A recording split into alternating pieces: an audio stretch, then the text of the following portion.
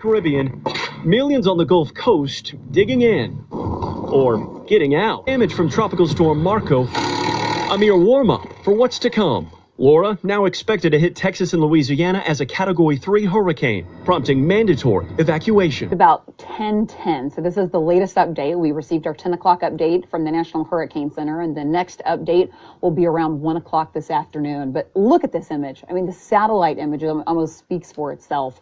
We are dealing with an extremely strong Category 3 hurricane, almost a Cat 4 at this point, and we're expecting Laura to intensify to a Cat 4 status as early as the 1 o'clock update, maybe at 4 o'clock this afternoon. But sometime this afternoon, we will have a Cat 4 on our hands. Outer bands already started a couple things. Models have stayed pretty steady overnight and into this morning, and this forecast track has really not changed a whole lot. Time frame could change, and that's why it's extremely important throughout the day today to watch all of the updates throughout the day. When we gain information, of course, we're going to let you know. Louisiana, 80-mile-per-hour winds moving west-northwest at 17. It will be intensifying overnight as it continues to track toward the Gulf tomorrow. Dangerous rain, wind gusts, storm surge, landfall after midnight, and then weakens, but still brings a risk of flooding and rain as we make our way into Arkansas.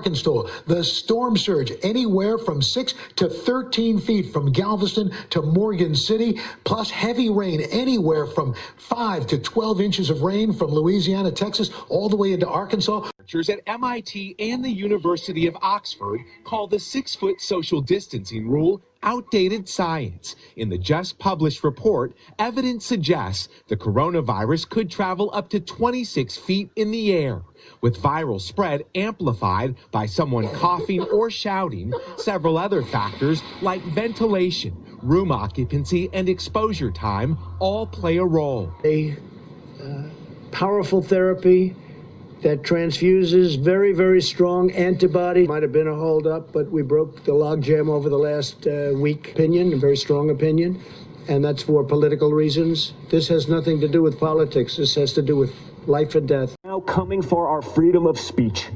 They want to bully us into submission. If they get their way, it will no longer be the silent majority. It will be the silenced majority. South, I've seen racism up close. I know what it is, and it isn't Donald Trump.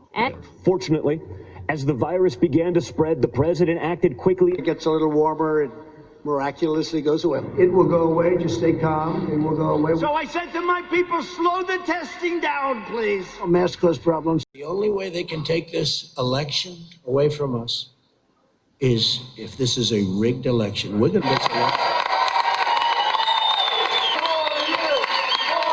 I'm just saying we cannot have these live, we call them live, some people call them universal, I like the word live, these live mail-in ballots sent to everybody, including mostly people that never asked for them. Think of it, you're sitting there, you get a ballot. Here's the bottom line.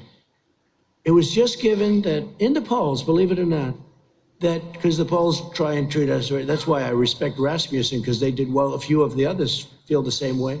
And they did well last time. Those are the ones that I look at, the ones that did well last time. And Rasmussen was very good. But if you look at it, every single vote that they have, every single vote, it's going to be looked at. A man is sitting, or a woman is sitting, waiting for nothing, watching television, has no enthusiasm. Because on enthusiasm, the polls are saying that I'm up by massive numbers, not just a little. I'm also way up on the economy, by the way, put it down. Way up. By massive, and when I say I'm up, I'm talking about we're up, okay? So if you could, please. But I'm up with numbers on enthusiasm. So our voters are saying, I'm very angry about this. I'll go to the poll directly and vote. But their voters are saying, I don't care if Biden gets in. He doesn't have any enthusiasm. When you go to Ohio, when you go to Wisconsin, when you go to North Carolina, when you go to a lot of states, they have the Trump-Pence sign on every lawn. It's all over the place, right? It's also Indiana, too. Indiana's great. Bobby Knight. We love Bobby Knight, too. Hosts and all of them, they love us and we love them. Indiana's great. Thank you. But here's the thing. So if they don't have any enthusiasm, so you'd say, are you going to vote? I'm not getting up to vote. Okay, I want to watch television instead of vote. All right. But here's a ballot. It just got to you. And he opens it. Oh, here's a ballot. What the hell am I going to do with this thing? And then they have somebody knocking on your door. And They're harvesting.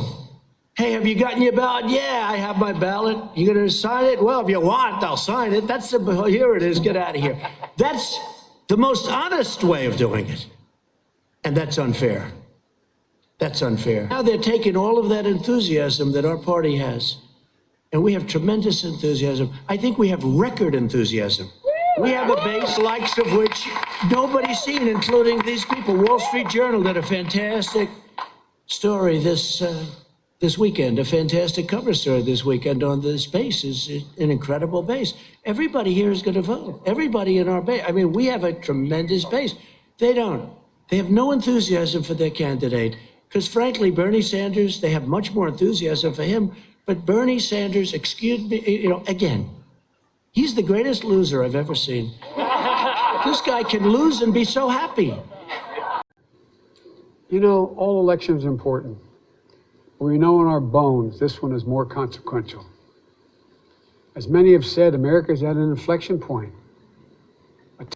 We can choose a path of becoming angrier, less hopeful, more divided, a path of shadow and suspicion, or we can choose a different path and together take this chance to heal, to reform, to unite, a path of hope and light. This is a life-changing election. This will determine what America is going to look like for a long, long time. Compassion is on the ballot.